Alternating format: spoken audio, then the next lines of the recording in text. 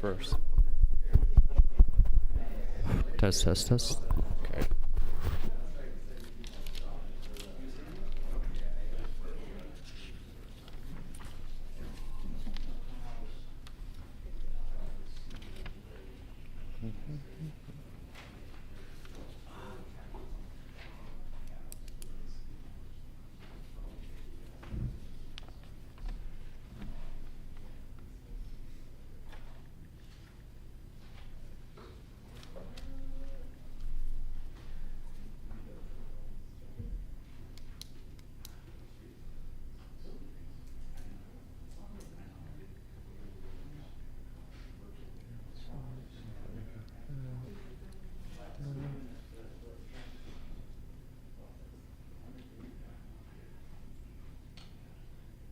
Good.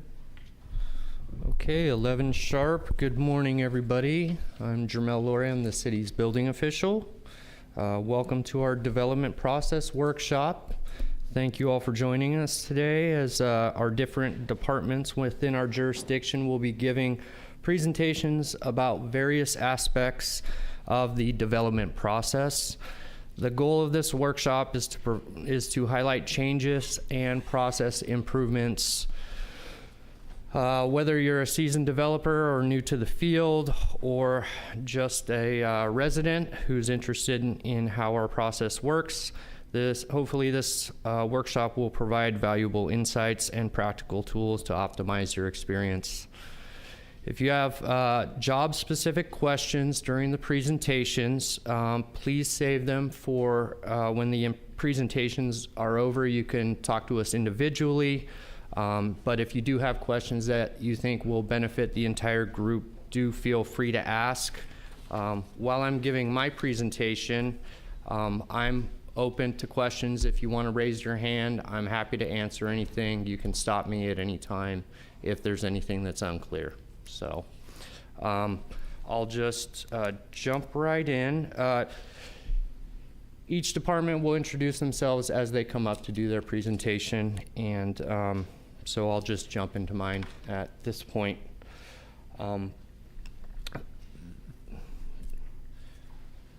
What my presentation is going to be is specifically some of the major highlights and changes, specifically regarding the energy code and building new construction, specifically whether that be an ADU or a new residence. Some of the major requirements now that the energy code has is for heat pumps, cooktops, clothes dryers, and electric storage systems. Specifically, if you're building brand new, the code doesn't require at this point in time or forbid you from installing gas appliances, but you already have to install all the measures to make a plug-and-play electrical appliance possible for your residents. So this includes the specific plugs and dedicated circuits in the main panel. These are the various ones. I won't go into them in depth, but the water heating system also requires specific dedicated space as well as electrical.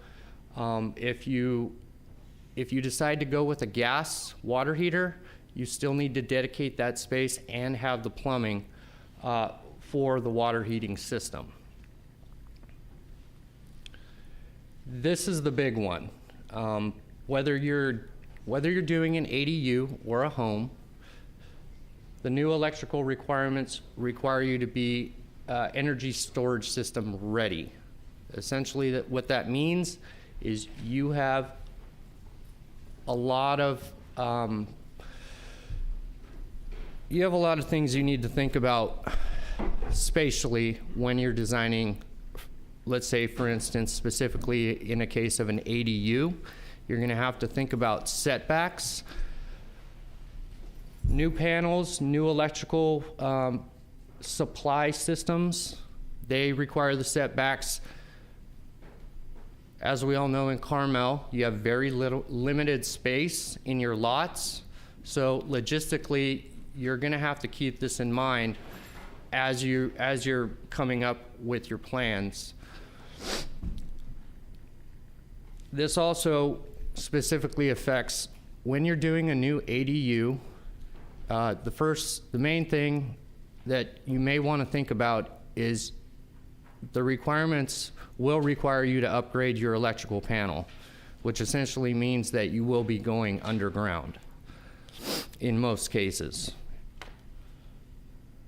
So you have a dedicated sub panel for backup loads.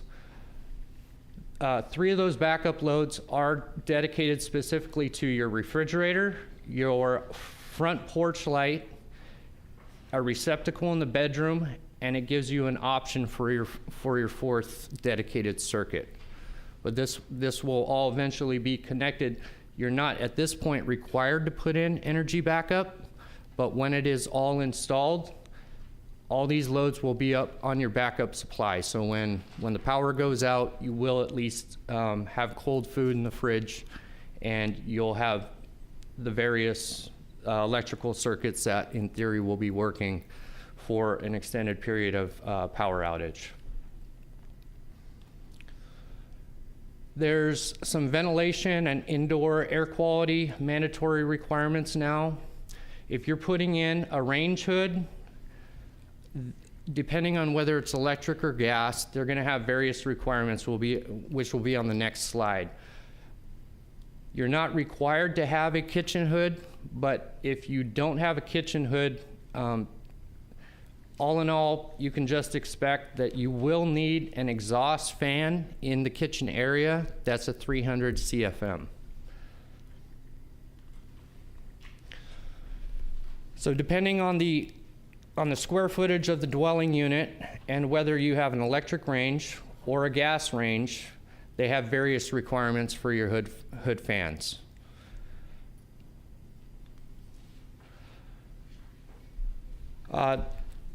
Last year, the municipal code was revised to clarify some of the requirements. This one specifically is our sprinkler requirement.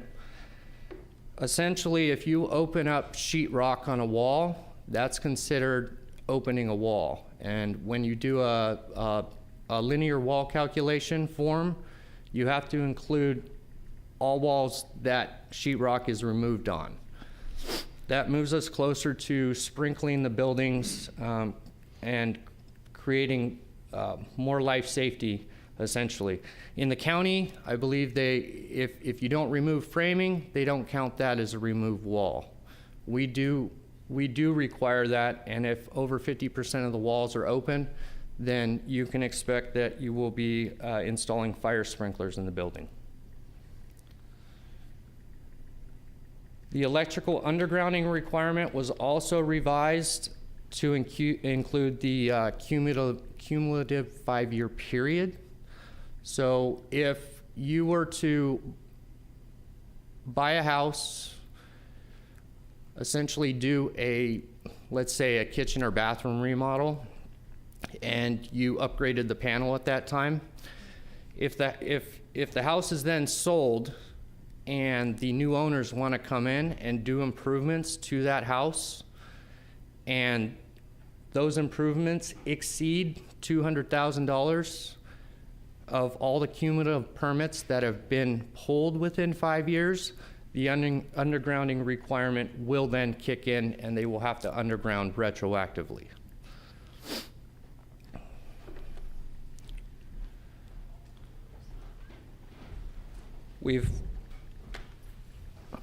We've obviously had quite a few storms, so we've been trying to expedite the permit process to correct the storm damage and get permits issued for this.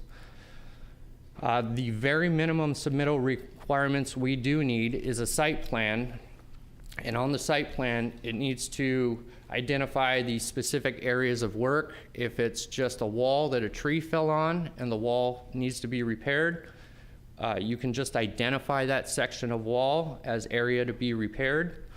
Photos are always beneficial just for record keeping, so we can take that in with the permit. And an in-progress inspection is required.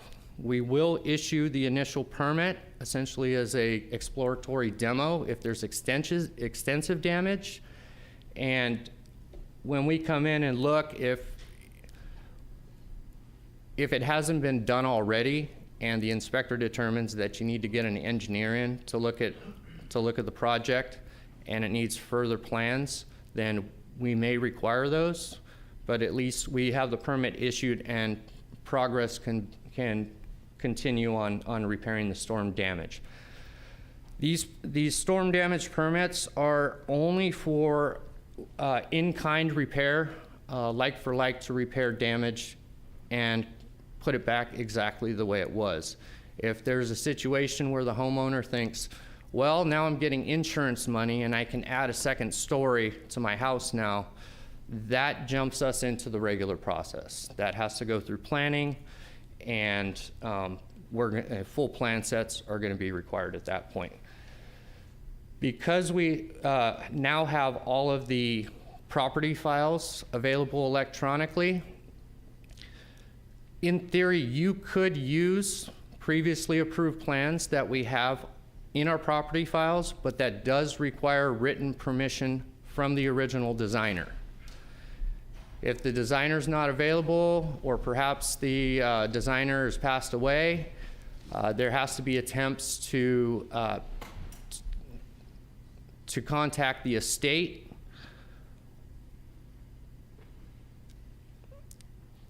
and if those efforts are made and we can establish that there's no further copyright issues, then we may still be able to issue the plans or accept the plans as revised. Otherwise, you can essentially use what we do have on file to create your own plans, which is the most preferable method. We do have this site plan template available on the website. What I've done is, this is a two-sided template. One side is blank, but I've put the example plan on the plan set, which has all the submittal requirements for the plan. So under the scope of work, you fill that out, you fill out all the project data, and you can use as many pages as you need. But if we have it put on our template and everything's filled out correctly, we put this out in an effort to expedite submitting plans. And it gives you the example site plan, so it gives you a good idea of just about everything you need on that. In addition to that, let's see if I can pull this up.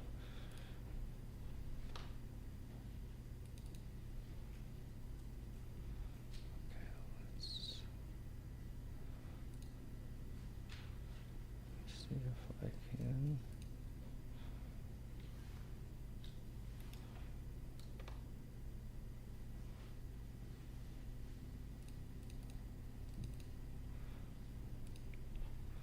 Okay, snafu.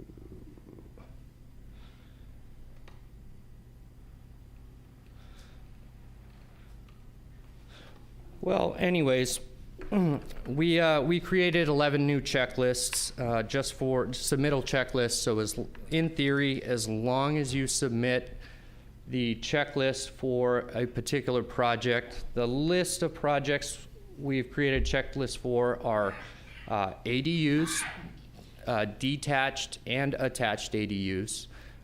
We have residential plan submittal requirements, commercial plan submittal requirements. We have a new deck repair checklist. We also have bathroom and kitchen remodel checklists. So in theory, if you have the checklist, you fill out, you check all the boxes as you compile your permit submittal package.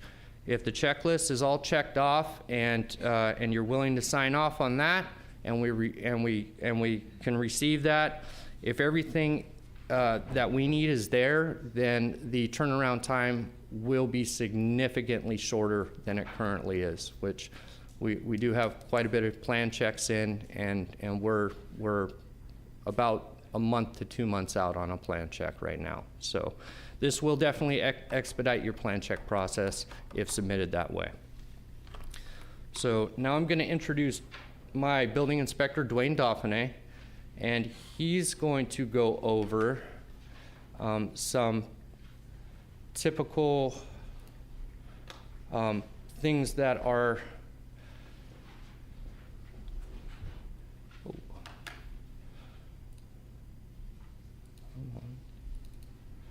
does it work?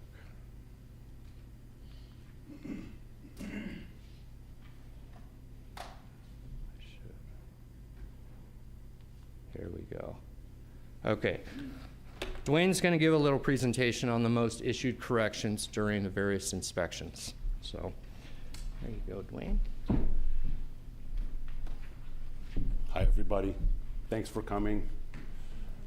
Yeah, I don't want to bore everybody to death with this stuff, but I think it'd be beneficial for folks that are out there building to kind of hear what the most frequently missed or correction notice issued items are during building inspections. I started here with the miscellaneous list. Believe it or not, approved plans and permit, frequently not on site. The permit is the tracking log for various departments as they're on the job site, and that is kind of how I know who's been there and at what time and if we can move forward. Plans kind of speak for themselves. You need to know what you're building.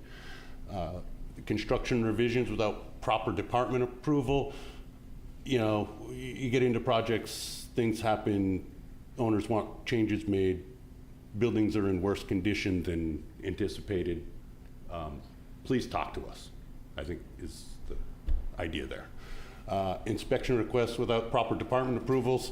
Often I gotta go do a framing inspection, and your sprinkler piping is supposed to be installed before I do a framing inspection. So the kind of that order of operations stuff is sometimes missed. Happy to help you out with that if you have questions as you're going through your projects. Foundation, I don't know what happened there. Roof framing inspections requests without proper roof height and setback verifications. That's part of your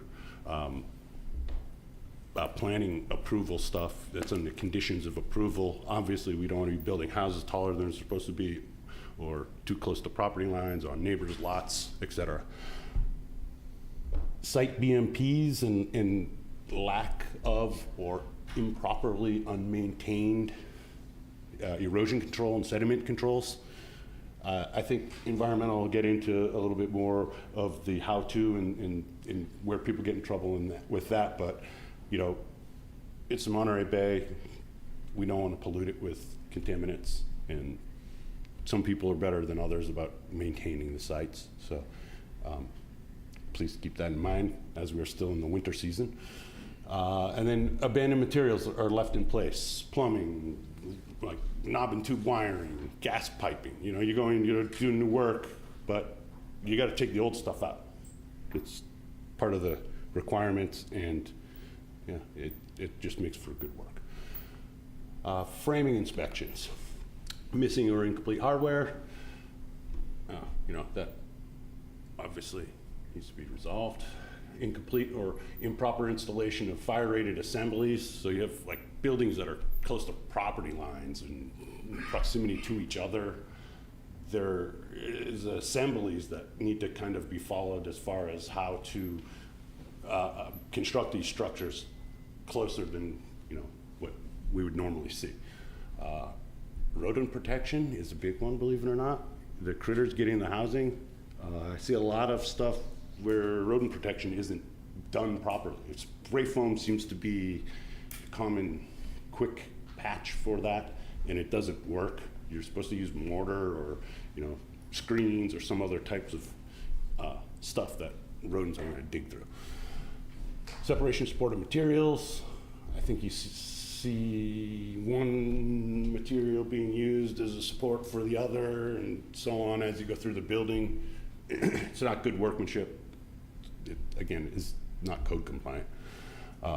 Overnotched, overboard framing. That means like you've drilled out too big of sections in your main framing members, and those holes need to be reinforced as you go through the project. Again, these are just common things.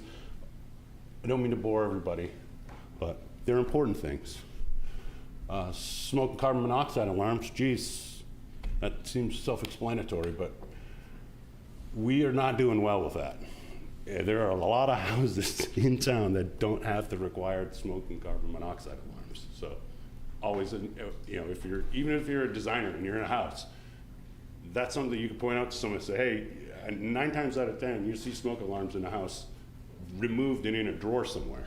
So this isn't good. GFCIs, the shock hazard stuff in your wet locations, I check that at inspections. Obviously, don't want people getting shocked. Grounding and bonding, that's kind of a electrical discussion. If any electricians want to get into that, we can talk about that. And then electrical panels not labeled improper or not right breakers, not built up properly. So there's some of those electrical items that seem nitpicky but are very important. Wait, what does the GSI's or redundant mean? Okay, that's a great question. Thank you. Redundant is oftentimes like you can put a GFCI system together from your electric panel through the circuit breaker, and then you don't have to have those plugs that have the like 2 buttons on them that everyone seems to get confused with. So sometimes the electricians will put the circuit breaker as the GFCI.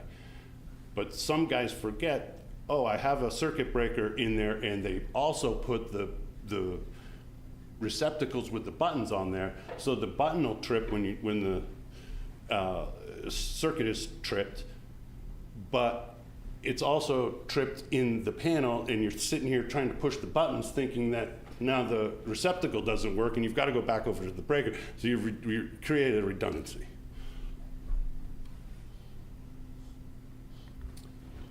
Solar, are there any solar designers here? No? Okay, we can skip that. Some nitpicky stuff for them. Mechanical stuff is missing emergency overflows and pans under the units. I mean, that kind of seems self-explanatory. If it's in an area where damage can occur from when a water heater breaks and leaks, or your heating system fails and creates condensate leaking, you don't want it in an area that is going to create damage to your building. Improper or missing condensate controls, that's the condensation that's created from these high efficacy units. They like sweat, and you got to get the sweat out of the building, and there's a proper way to do that. Water heater venting, we require it to go through the roof.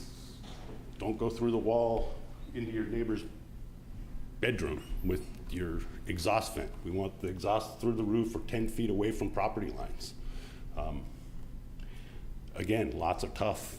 That may require you actually open up more of a building than you had anticipated or want to, but we're all trying to share the space. Ducting of interior environment not completed at the rough inspection, just like duct work that would normally be in place. You're gonna put drywall on, I'm not gonna be able to see it anymore. Missing or improper material used for ductwork support and ductwork in contact with earth. So I think that's a pretty quick read of most of our problems. There's a few more here with plumbing. Biggest one here, gas pressure test. That's a big one. Obviously gas is a necessity, but we've got a lot of different like generator installs, hot water heaters. There's various equipment that is still running on gas, and when you do new installs, we've got to get that pressure test done, and the pressure test needs to be done properly. And I often run into not having, the gauge is broken, the gauge is not the right gauge, the pressure isn't set. It's like a seemingly simple inspection that often burns up both people's time. So, in an effort just to get things done in one shot, here we are talking about it. I believe that's it. So questions for building?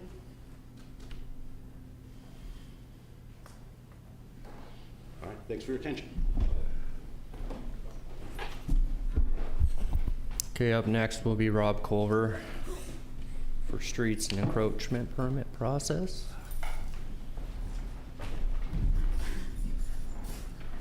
Do you have that?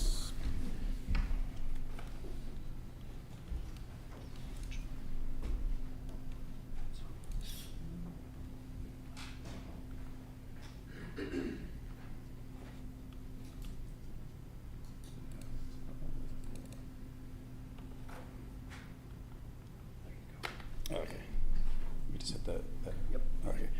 Good morning. I'm Rob Culver, Public Works Superintendent. I'll be briefly going over the encroachment permit process. I'll start with encroachment as any excavation, structure, or object temporarily or permanently upon, over, or under any city property or public right-of-way. That would include any trenching for bell holes, for utilities, driveway apron replacements, or the replacement of a pod in the public right-of-way. Let's see. I'll touch on streets, and then I'll bring up our city forester to go over tree protection and permit process, and Mary for environmental. Okay.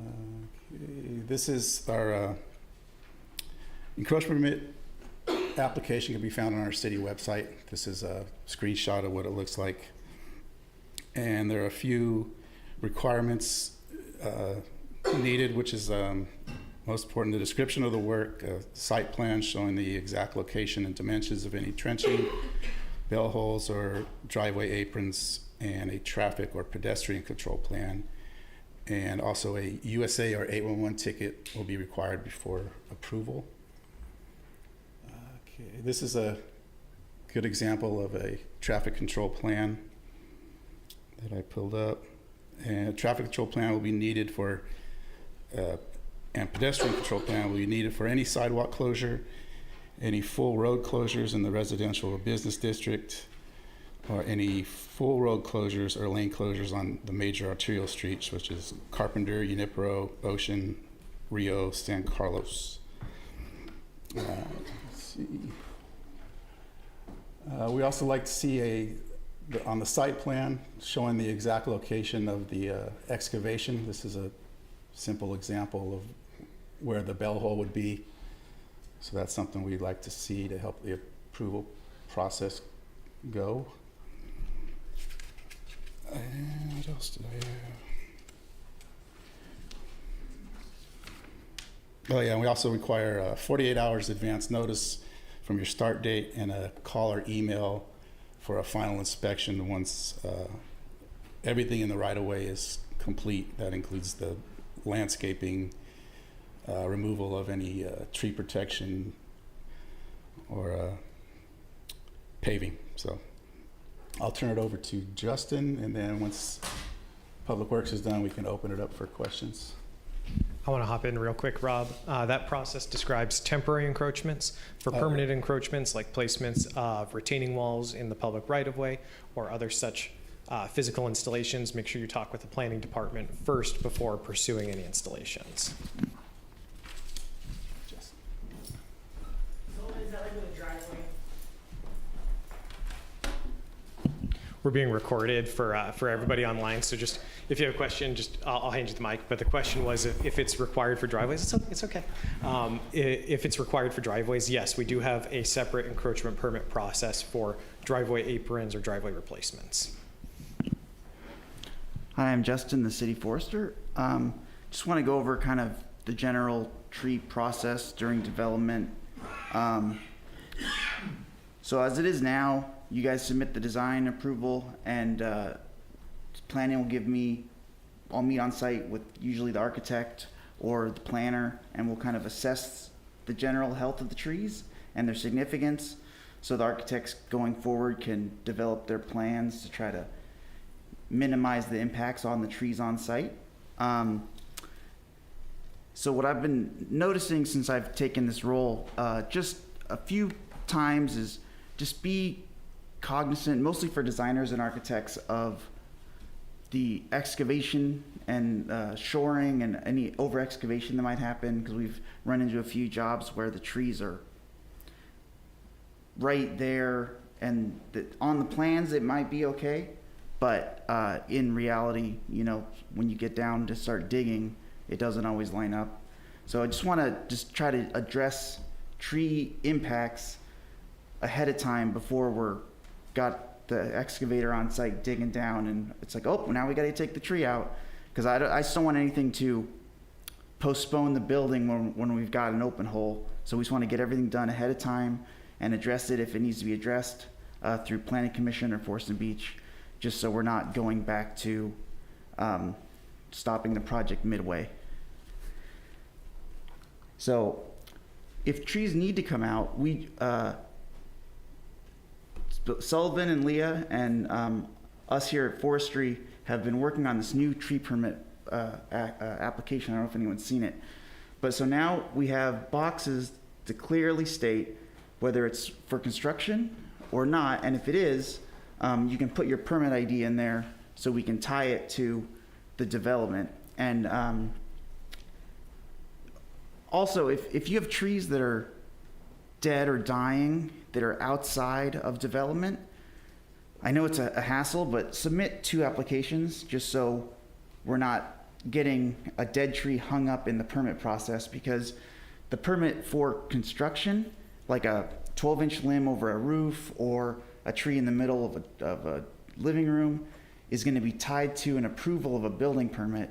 So if you have a tree that's dead or dangerous, I'd rather that get pushed forward instead of having to wait through all the permitting process to be able to get the contingent approval.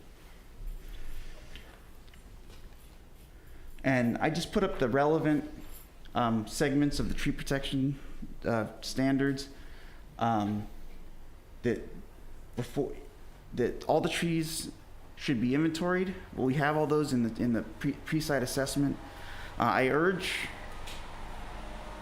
developers and owners, contractors to retain an arborist. I know that it's not a requirement. It just helps kind of smooth everything out if we have a third party look at everything, but it's not a formal requirement now. I mean, it may be someday, but it just helps everybody have more information.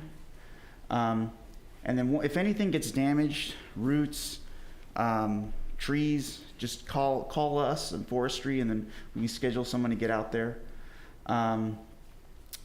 Right now, the minimum is the 2x4s around the trunks, and if at all possible, you give it a little bit of berth with some orange fencing, supported with a 2x4 frame if possible.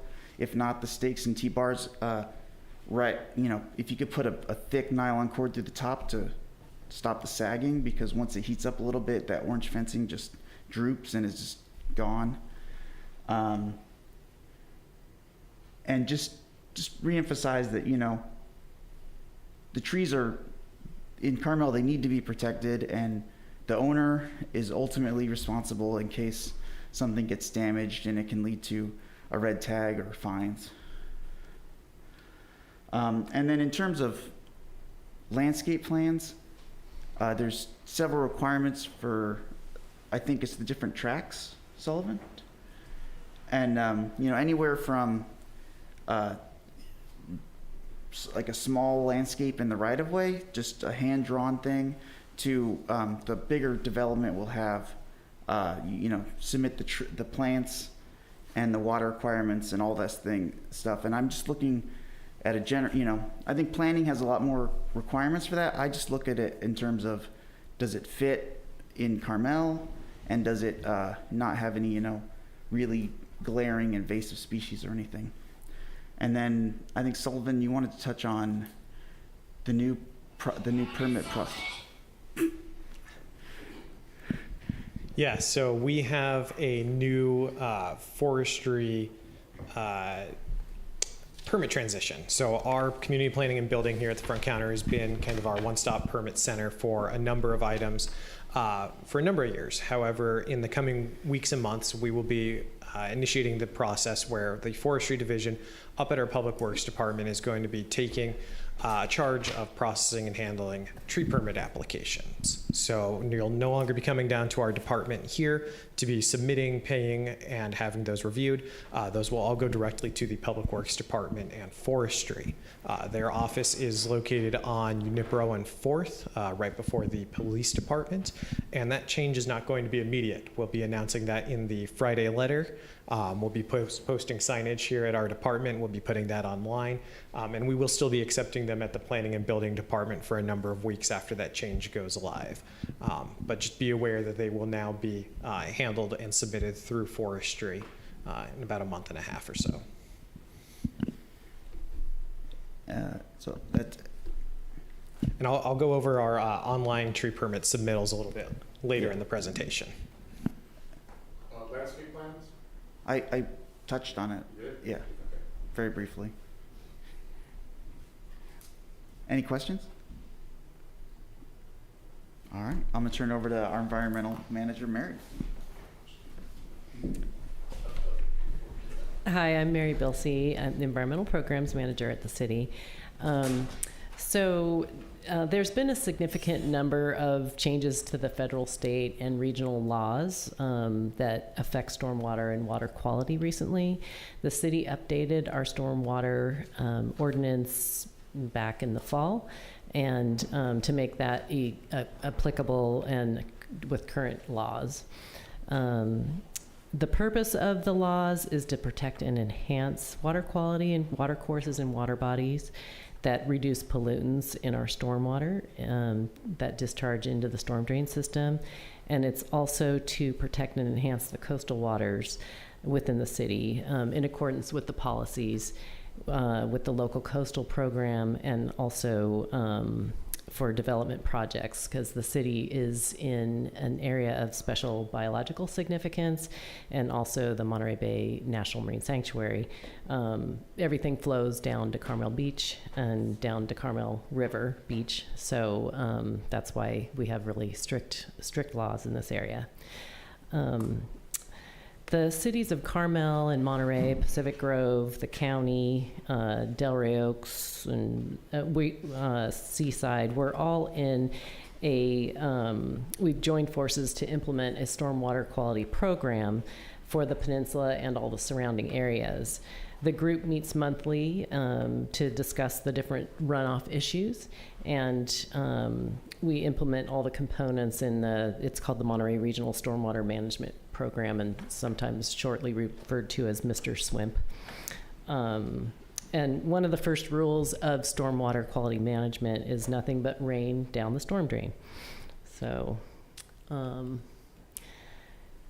construction, designers are required to implement erosion and sediment control plans, as well as best management practices. It's important to include best management practices for things like materials and waste management, equipment management and spill control, earthwork and contaminated soils, painting and paint removal, and also dewatering. The city will schedule post and pre-construction meetings to ensure compliance with these plans, as well as inspect projects during construction, and also during significant rain events. With that, I'd like to pass it over to Javier to discuss low impact development standards. Oh, and I also just wanted to let you know, we have this, I don't know, it used to be out in the chambers out here, but it's just a slow it, sink it thing to say, with your stormwater quality on site, if that's helpful to you.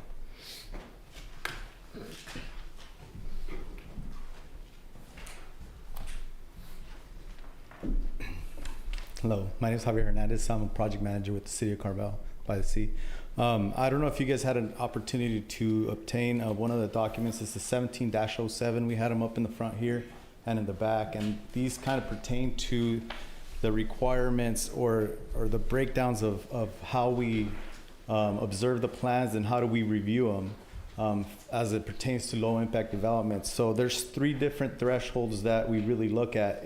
If a development is under 500 square feet and has slopes, which is hard here in Carmel, but if the slopes are under 7%, and the soil classification is Group A or B, then there's really no requirement to your construction. If you're building a shed and your property's flat and it's under 500 square feet, then we really don't get involved in the review of that.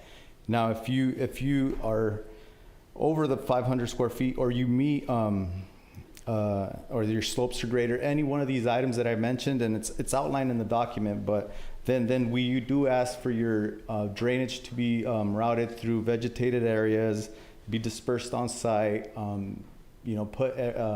basically percolate or make all efforts to percolate that drainage into your property. The next threshold comes at 1,200 square feet, and it also has to meet the soil requirements of Group A or B. The slopes have to be under 7%, and your water table has to be 5 feet or lower from your finished grades. If you do meet those requirements, we ask you to disperse. No matter what the requirements, we prefer that you disperse your drainage on site. But at that point, you do trigger additional requirements, which are outlined. They're quite extensive, but they're outlined on this document. And that's when we start putting our eyes into these plans. We look for grading patterns. We look for how you're transporting that drainage from on your site, and if you're making attempts to keep it on site.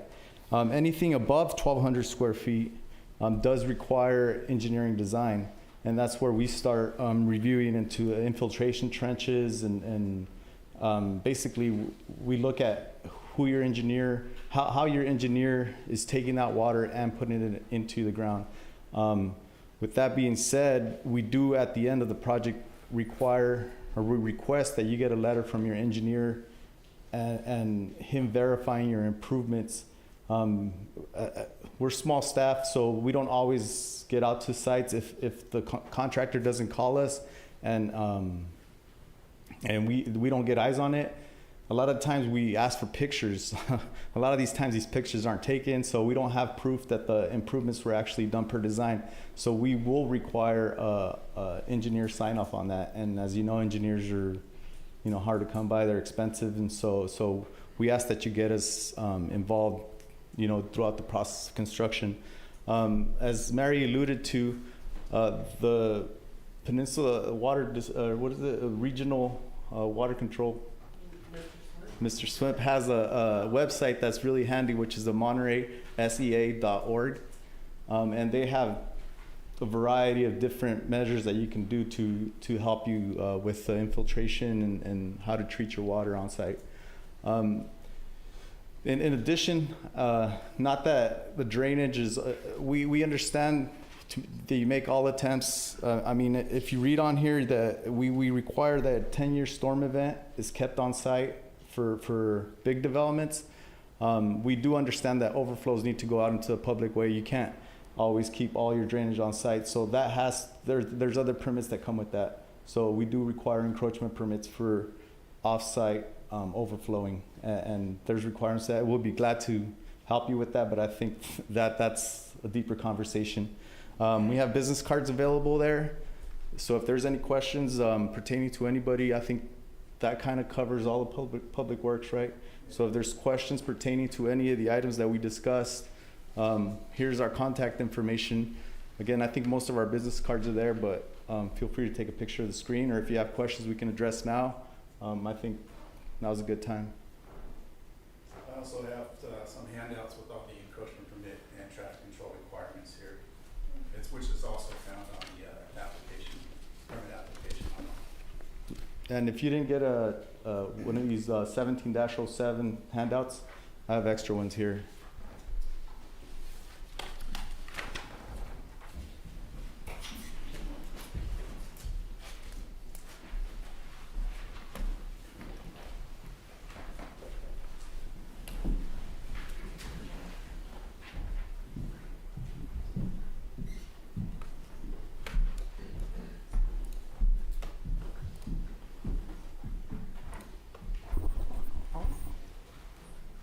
Real quick, does anybody have any questions about anything we've gone over so far? Public Works, building, any elements like that?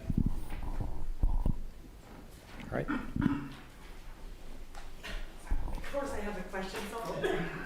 Okay, so like, let's say it's before the project, you do like a little on-site consultation just to make sure you're going in the right direction. If it's tricky, like between city trees and everything, drainage and all that, yeah. Yes, so we do perform pre-construction inspections. Those are handled and scheduled with our building inspector, Dwayne. He will go through the site with you to talk about BMPs, tree protection inspections. If you're unfamiliar with our standards, he'll give you a little bit of guidance, but he prefers to have those questions answered in office before doing an inspection on site. Okay. But then once he does the inspection on site, he'll provide you with a list of any deficiencies before construction can begin. Okay, so it's not like it just has to be a question for Javier, only Javier, just do it with Dwayne and Yeah, Dwayne's our on-site guy for that. If you have specific questions about those stormwater elements, you can reach out to Mary or Javier, and either one of them will be able to assist you with that.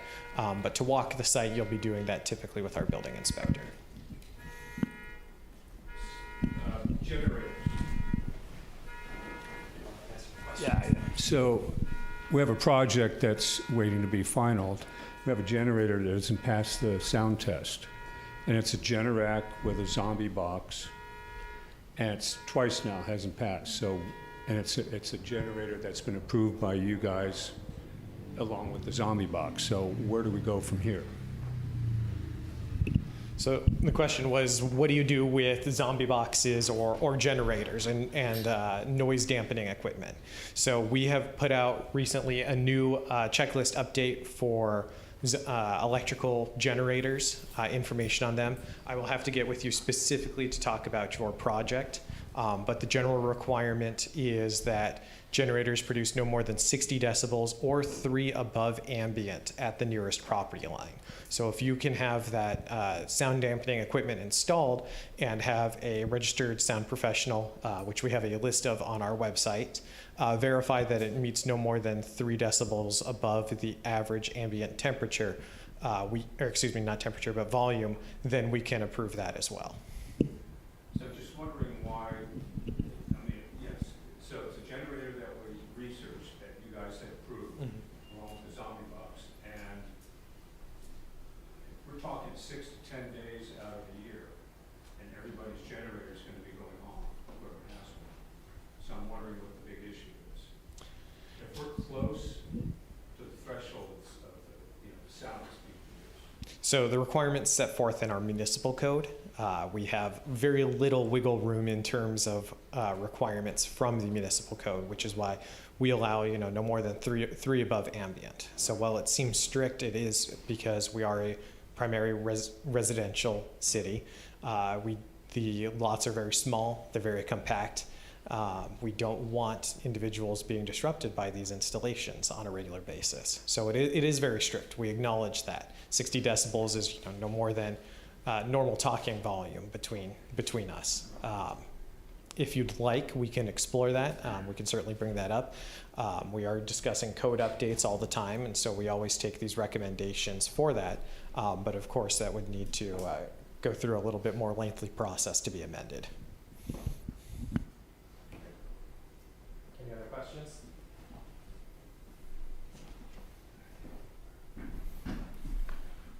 All right. Excuse me.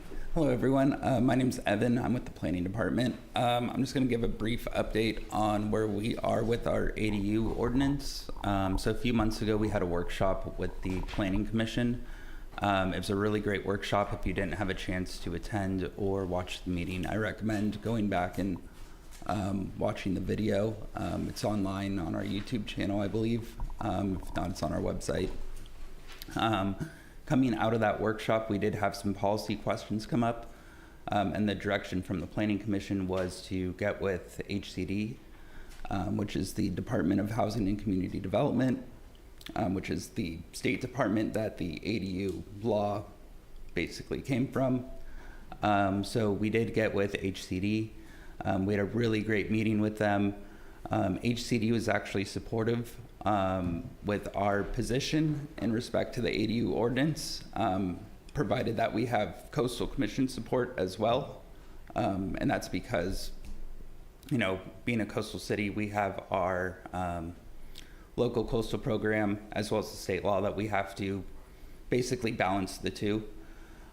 So the concepts of our workshop that we discussed, HCD basically said, in short, yes, get coastal commission sign off, and we're supportive, and vice versa. We met with the coastal commission as well.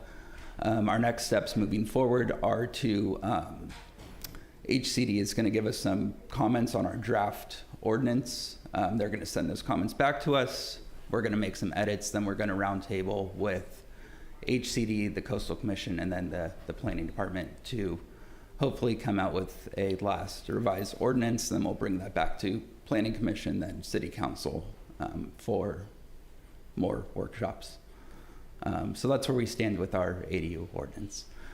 Then I'm going to go a little bit out of order with our agenda. I'm going to do a little overview of our GIS system. If anyone, so we actually launched this a few years ago. So it's our GIS and our digital property file review system. We launched this maybe last year, but we're still getting a bunch of questions about this. So I just felt this was a good opportunity to dive back in and give a little bit of an overview. So GIS stands for Geographic Information System, GIS for short. The best way to get there is just navigate to our city homepage. In the top right, there's a search bar up here. You can just type GIS.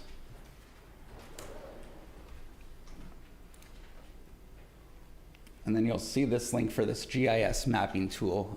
You'll see a bunch of results because it's actually plastered all over our webpage, but the easiest one to do is just click this picture of this map. And it'll take you to this little homepage. If at any time you have questions about using the map or anything, this is my contact info here. To get this box to disappear, you just click off the window. So there's a bunch of really cool things you can do with this map. Over here on the right, these are all the layers that show up on the map. I'm just going to click off of each one just so we have a blank map to start. Down in the bottom left, if you don't like how this looks, you can change the base map. So this is just a street layer. Maybe you like it gray. But I'll go back to this high resolution image to start with. And let's say I just want to look at the parcels. I'll zoom out a little. Our city limit, which is this red dashed line.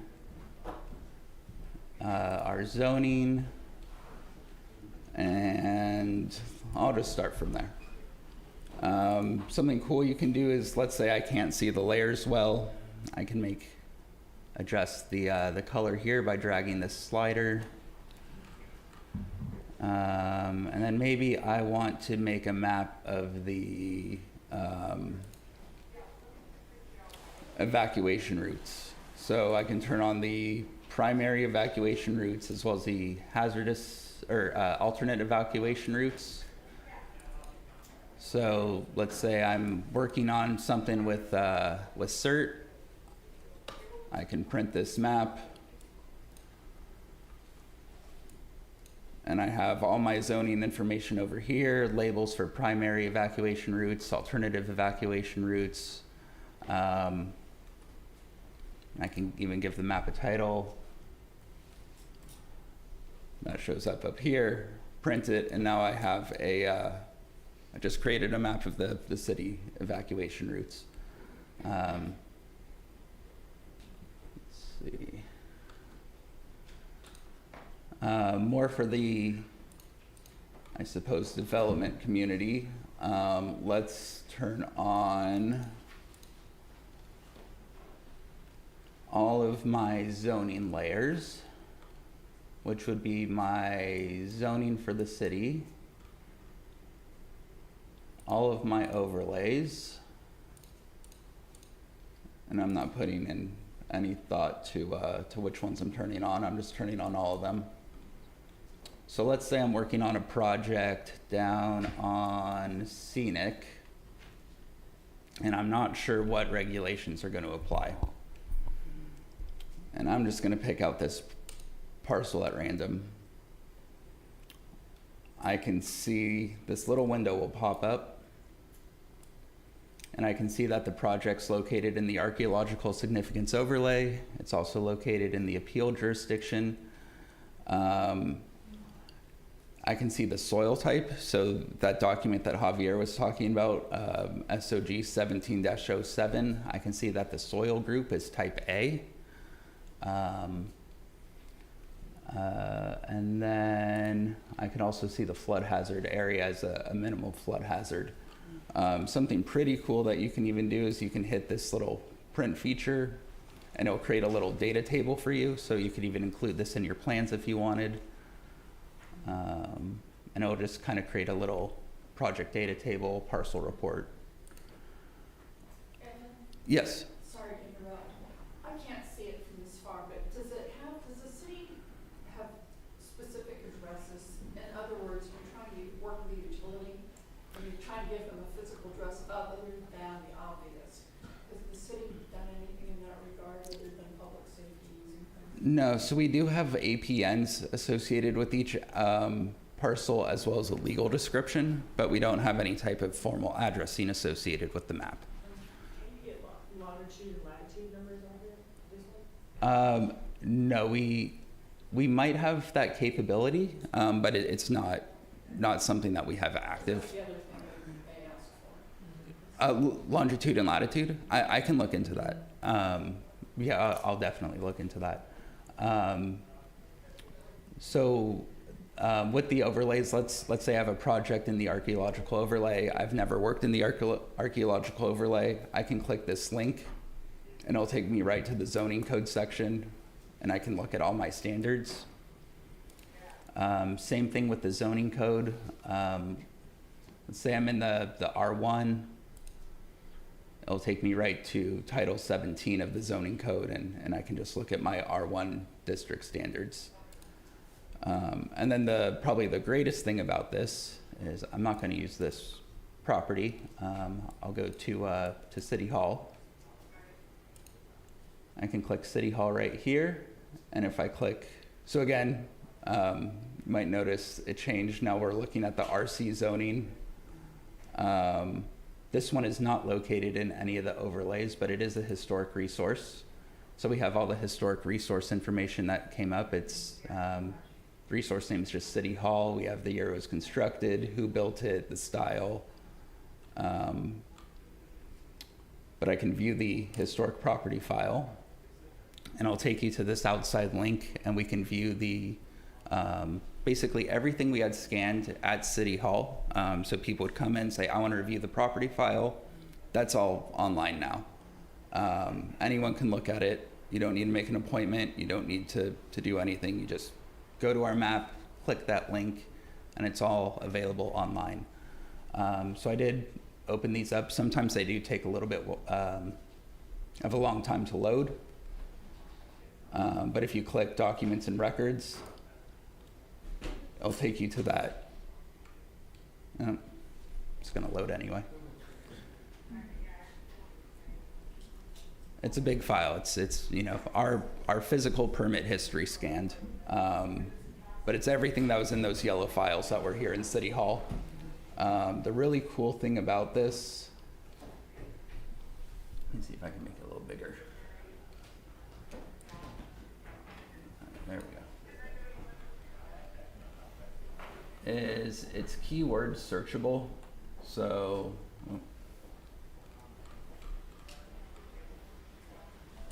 So I can search for the word historic. I have to spell it right first. And you can just go through the entire document and find every hit of the word historic. So in this document, there's 27 matches. But the really cool thing is it even finds handwritten text. So I can see that Rich Guillen signed this document. I can search for Rich and it will highlight rich. And again, you have every single document or property file that we had scanned. Sometimes, so it's tied to the APN, and over time APNs have changed. So you might select a property and you might not get a result. But again, that's because we have a newer APN than what the property file originally said. How do I close this? So let's say, you know, a lot was subdivided or something and the APN changed over time. It might just think that there isn't a result when there really is. If that happens, please just contact me. I can look on the back end and try to find it. Like Jermel said, please don't use other people's plans. We won't accept them. But again, you feel free to use this as a resource in doing research and seeing, you know, what was permitted, what was not permitted. And that's all I have.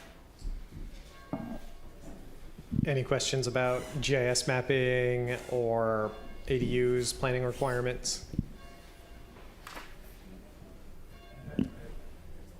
Oh, yes. Could you just the time frame of approval, so like what is it supposed to be? So your question is the time frame for approvals? So we have a couple different tracks and ways you can submit for documents. Planning track 1, planning track 2, or building permits. So depending on which track you're doing varies for the timeline. I think Jermel mentioned we're at about a month or two for building permit review. For the first planning review, I believe that is an accurate timeline as well. And then for a planning review for a track 1 project. For a track 2 project, you're looking probably about 4 months. Would that be correct? I did not hear the question. I apologize. Planning timelines for a track 2 review from start to finish. It varies. Mike, it varies on the level of completeness of the initial submittal.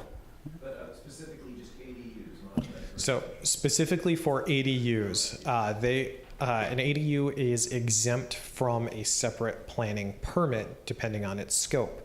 That applies to the structure only. If you have additional site changes like hardscaping, those are still subject to their own planning approval.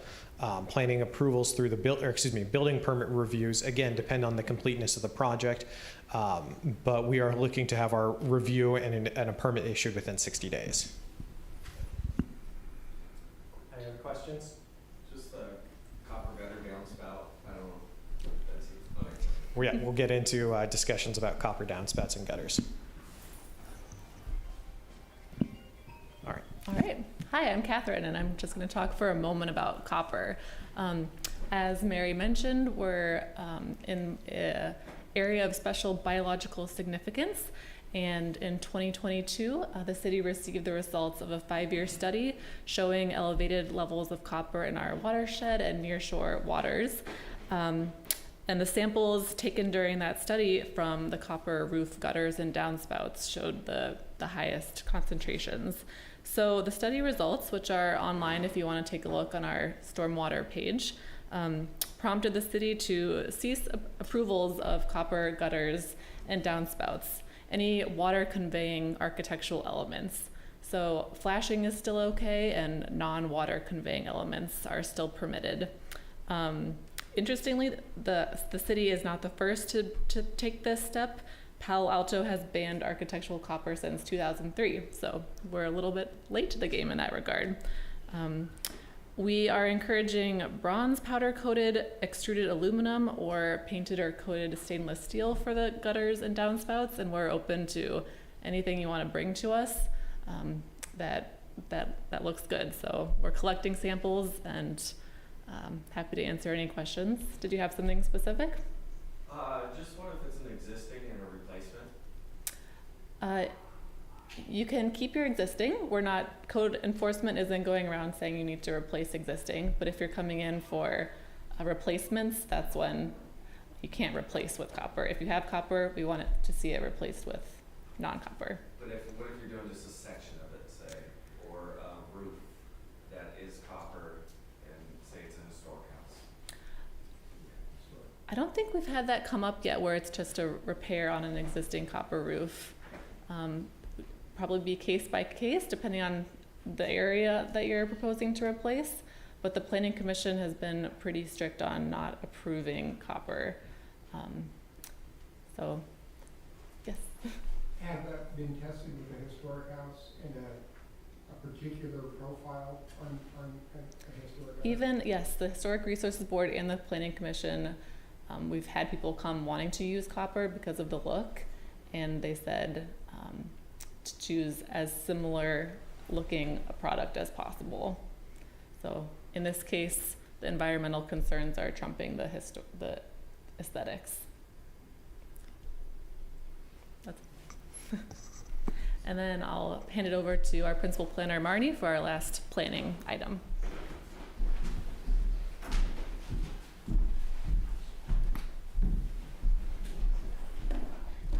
All right, well, good afternoon. So my name is Marnie Waffle. I am the principal planner here with the city. And this afternoon, I just wanted to talk a little bit about planning permits, conditions of approval, and that transition between when the Planning Commission approves a project and it goes under construction. So for the architects and designers in the room that are processing the design study applications and going before the Planning Commission, anytime you get an approval, it's in the form of a resolution. And what is attached to the resolution are your conditions of approval. And these are really guiding what planning is looking at when you submit your construction drawings and you actually go under construction. So we're going to be checking these conditions throughout the project to make sure that that it complies with what the Planning Commission has approved. We do require that a copy of these conditions be placed in the construction drawings. That way the contractors have them at their disposal throughout the project. So that is done at the building permit submittal. The other thing we have instituted is this revisions to planning approval form. So I think I heard Dwayne mention earlier, we understand that clients ask for changes or things just come up during construction that require changes.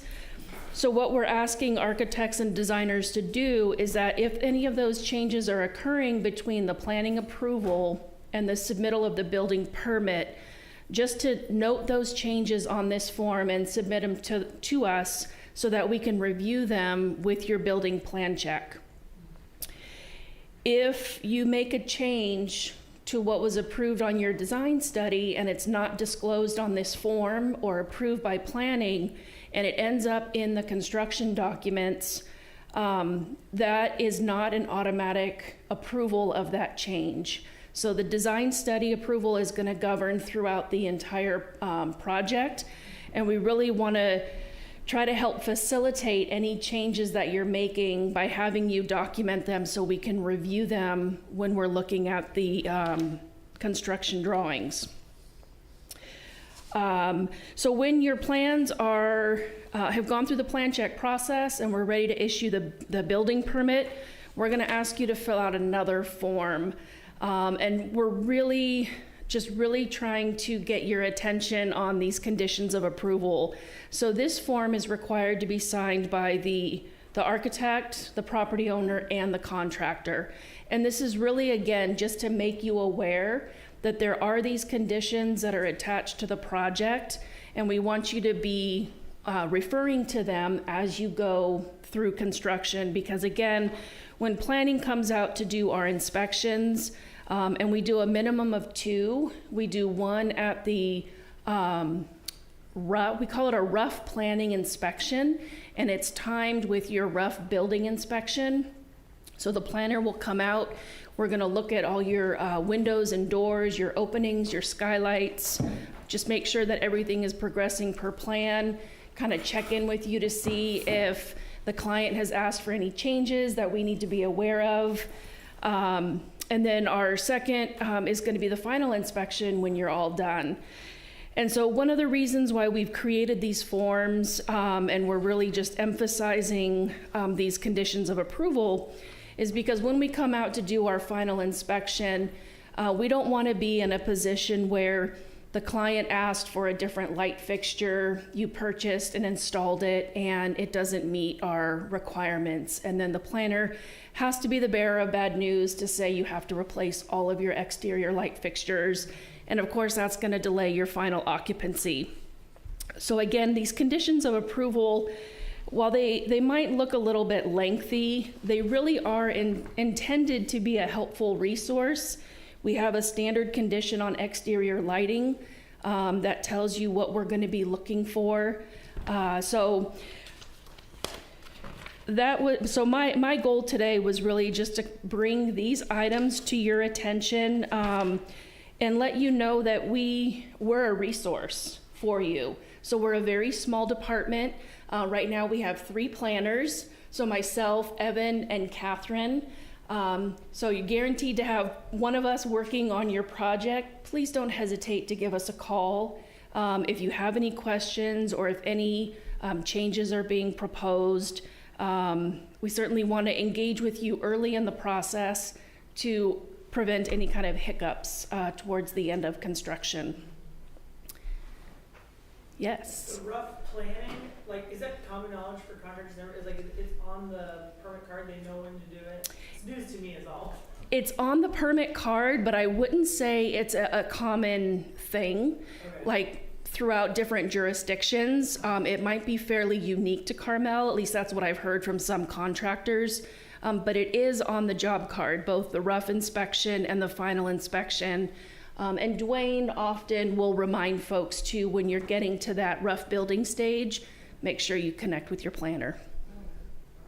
And there's no like penalty if it doesn't happen. It will happen. I think that is one of the items that I was referring to I'm sorry. That was one of the items I was referring to in the commonly missed inspection items where department approval has not occurred prior to the rough inspection. We're all on the same team, and the team has to come through before I sign off, is the concept. Yeah, so just like before a building final inspection, you need your sign-offs from planning and fire and public works. The same concept applies with that rough inspection. You should be getting that before you get your building rough or around the same time. On every project where there's planning. Just about. Okay. Just about, unless it's landscaping. Yeah. Anytime you're modifying the building. Any other questions? Process questions? All right. I'm next in the presentation, but I get to be the good guy. We promised food and lunch for individuals here, so we're going to take a 5-minute break just if you would like to go in the back. There's food, there's water. Go ahead and serve yourself, and we will start again in just a few minutes.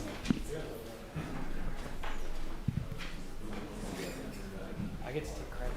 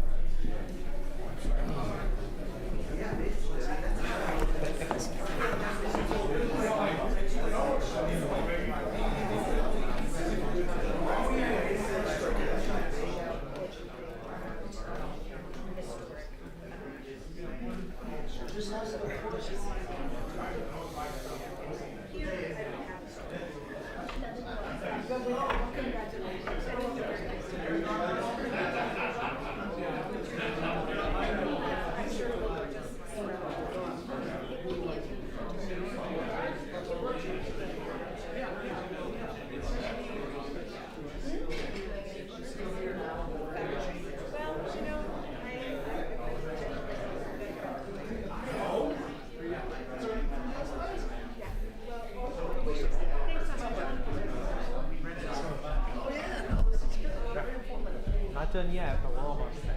A quick question. Very quick. You helped me last week about the GIS and finding some files, and I paged through thousands of pages, which I did find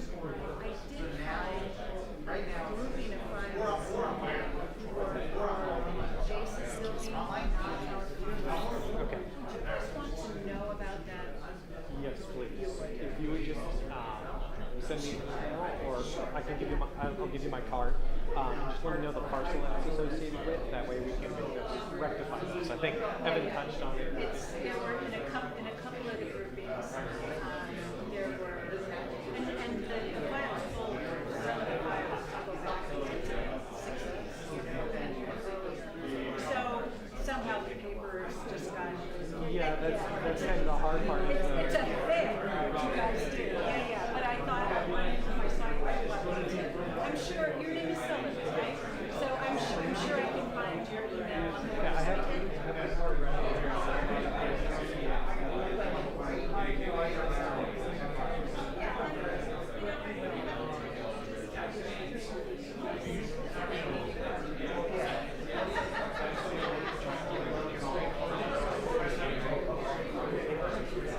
Well, you're gracious to say that.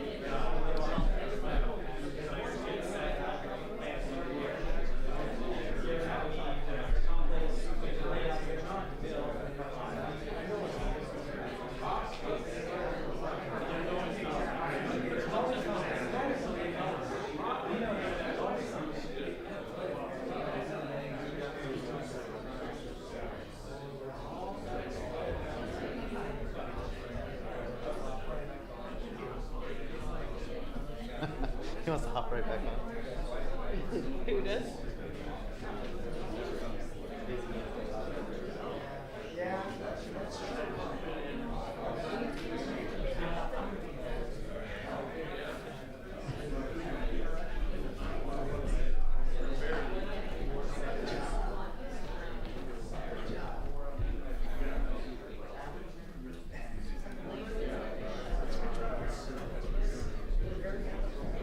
Didn't know you guys were still going. Yeah, we're still going for till 1. I'm gonna take some more pizza. Absolutely.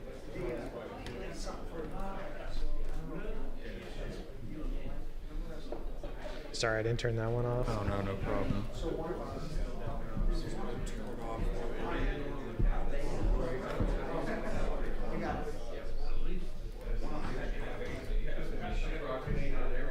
There we go.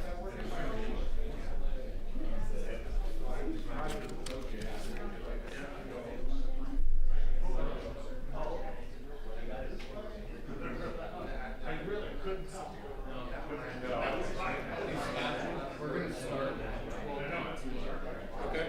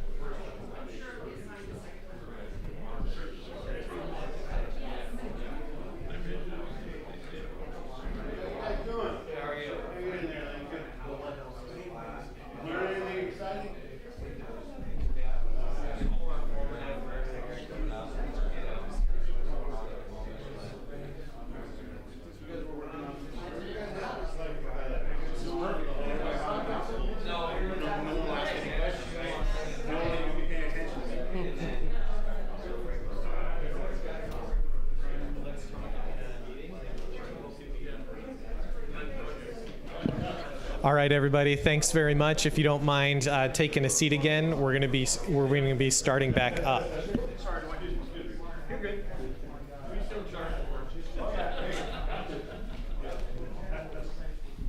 To start us back off again, we've got Daryl Lauer with COD, and he's going to go over some wastewater district requirements. All right, thank you for having me. I'm here with head of engineering, Patrick Traynor, as well, and he's going to touch base when I mess up, so and correct me. But we're here to talk about. Well, number one, I just wanted to touch base because a lot of times people don't even know who we are. So we are Carmel Area Wastewater District, formerly known as Carmel Sanitary District. We've been around before the city since 1908. So we are the wastewater, when you flush the toilet, goes through a building lateral out to the sewer main, eventually comes down to the treatment plant, which is on the south side of the Carmel River Bridge. We've been there since the 30s, and we have a state-of-the-art advanced treatment facility there, and we take all the wastewater, at least 90% of it, treat it, and send it to Pebble Beach to irrigate the golf courses there. So a big, huge circle with the water, which is a great thing. Let's see here. Next one. While we do own the sewers here in Carmel-by-the-Sea, we are also, as you can see by our boundaries, we have a lot in the county as well. So we're kind of crossing boundaries here. Our standards remain the same. So our standards are in the city as also in the county. So we're basically, as soon as you come into Carpenter at the very top, all the way down to Highlands Inn, and now we're headed out towards the valley. So we're stopping at Quail right now, but we're getting ready to go a little bit further out there. So there's a map of our boundary. That can also be found on our website, cawd.org, Carmel Area Wastewater District.org. A lot of good information on there. But what I'm here to talk about today is our private sewer lateral replacement program. Pretty much every city on the peninsula, it is the homeowners and businesses owners that owns the lateral. They own it as soon as it leaves the building, all the way to the connection, including the connection at the street. So this is Seaside, Monterey, doesn't make a difference, we're all the same. So a lot of people don't realize that they own the infrastructure out in the street. Probably about 70% of California is that way. As we know about infrastructure, it's aging. So you saw our date that we were on there since 1908. That means a lot of our pipes have been around since 1908, maybe even earlier. So one of the main reasons for our private sewer lateral replacement program is I&I, infiltration and inflow. So infiltration is when you have cracks and breaks in the pipeline and water gets in, saturation through the ground. Inflow, which is the more common one, and that's what we see is where you have your roof drains. So we do not accept rainwater at all, so period. So that is when you have your roof drains tied into the sewer lateral, and that adds a lot of flow that is not planned for at the treatment plant. So let's see here. Sanitary sewer overflows, that's the sewer spills, and what we're trying to prevent with this is lateral overflows. So again, while we have aging infrastructure, a lot of the homes have aging infrastructure as well. So their laterals have been in there since we have our sewer mains in there. It's usually one of the first things that gets built in a development is the sewer lines. So a lot of the homes and businesses around here, their lines are approaching over 100 years old as well, if they have not been looked at or reevaluated. So a lot of the flows that we're seeing is almost 10 times the amount of our normal flow during rainy weather. So we've gotten better in preventing some of the I&I, but this example this year during the heavy rains, normal flow during a dry weather season is about 1 million, 1.2 million. We were upwards of 4. So that just shows you how much rainwater is coming into our system that shouldn't be coming into our system from leaky pipes or roof drains. So that is one of the big drivers of our sewer lateral replacement program. So what triggers it? So here's the contractor community right here, but there's basically three items that trigger it. If the property's exchanged hands, basically sold, that requires an inspection. If is a remodel over $50,000, that also requires an inspection. And the other one would be if an overflow hits the street and is running down the street, once that overflow from a private lateral, basically your lateral's plugged up, we'll ask you for an inspection as well. Inspections are done via a licensed plumber. You get a camera. We have a form that's on our website. Most plumbers are aware of it, and they simply check the boxes on our form for what we're looking for.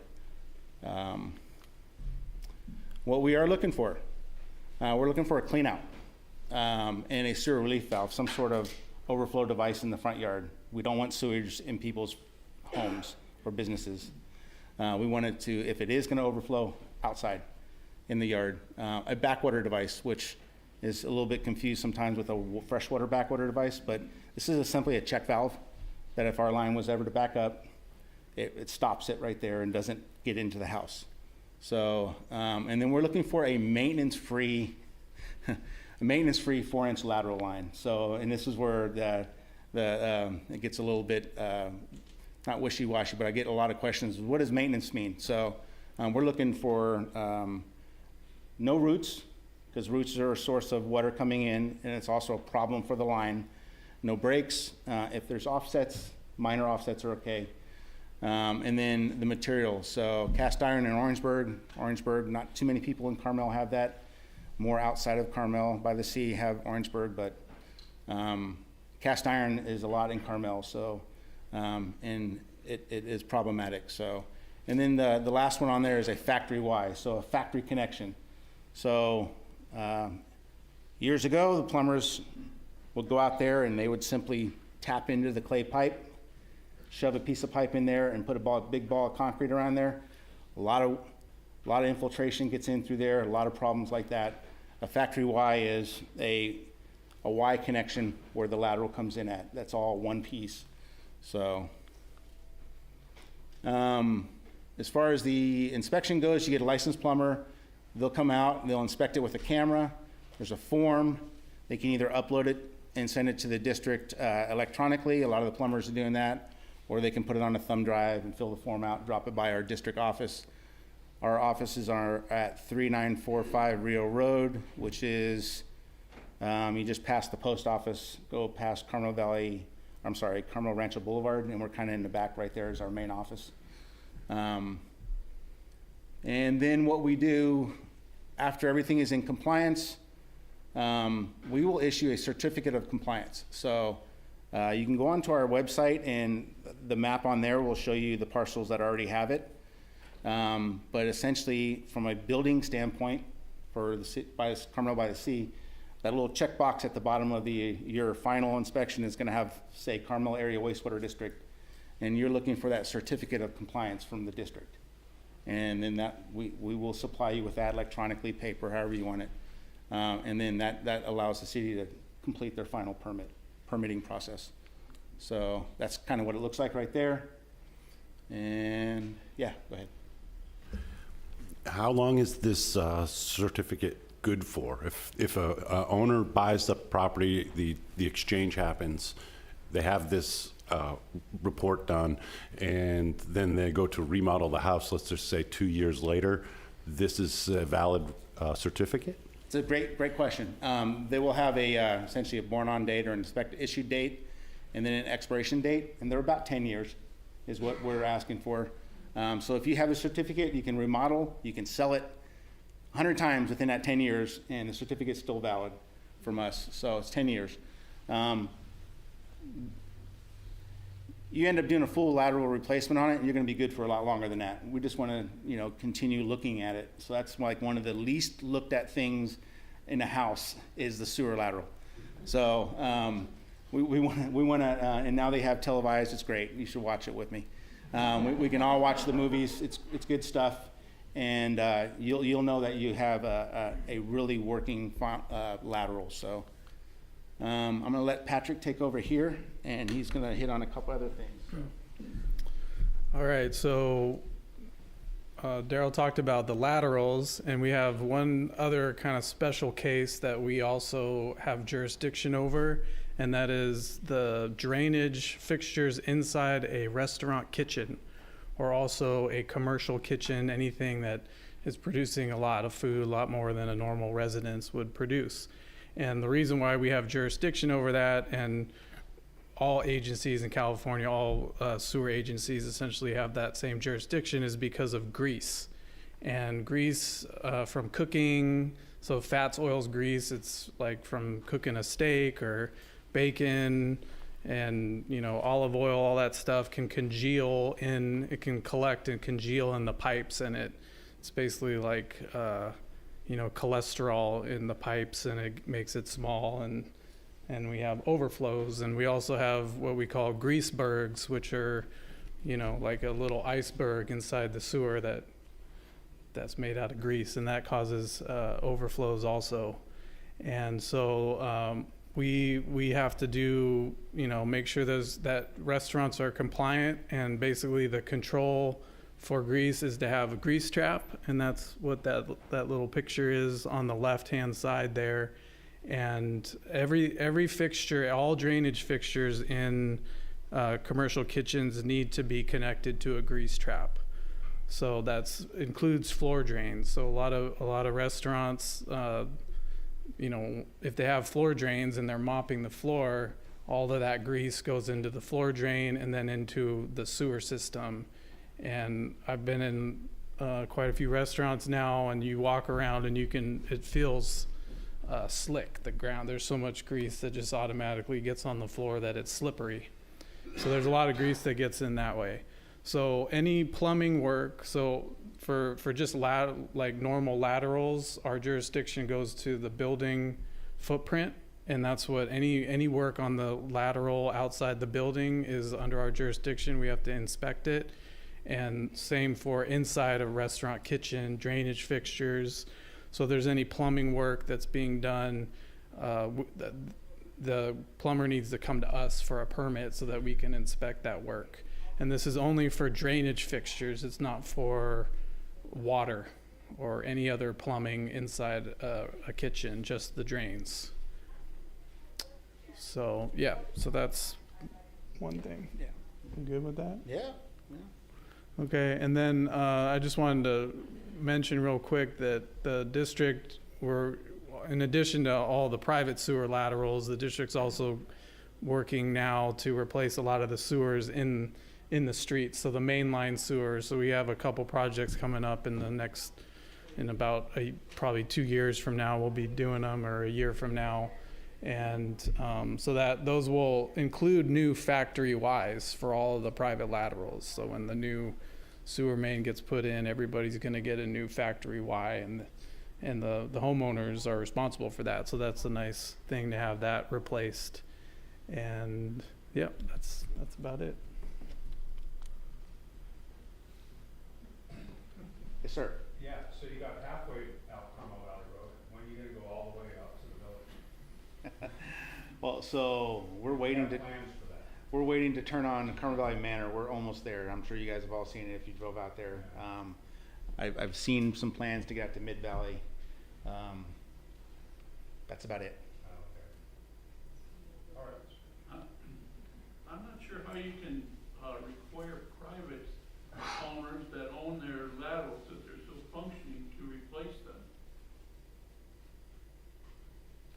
Since you don't really own the lateral, the owner owns it, and it's still functioning fine, and he had an inspection on it, how can you require how can you force them to replace it? Well, if the inspection was fine, then they're fine. What if it's cast iron? Well, we do allow the rehabilitation of cast iron pipe. So that is one of a method that plumbers have. There's one or two of them out there that have that. Rehabilitation? Yeah, so it's called cure in place pipe. It is, they go in there, they sand. The problem with cast iron is it starts to do this. Mm-hmm. So you end up with a 2-inch lateral instead of a 4-inch lateral, which it was designed for.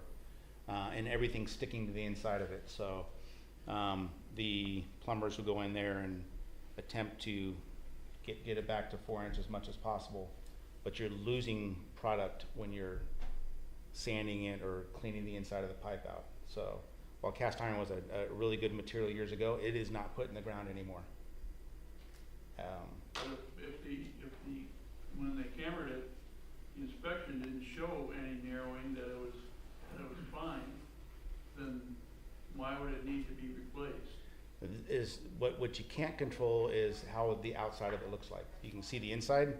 You do not determine it rusts from the inside as it does the inside from the outside.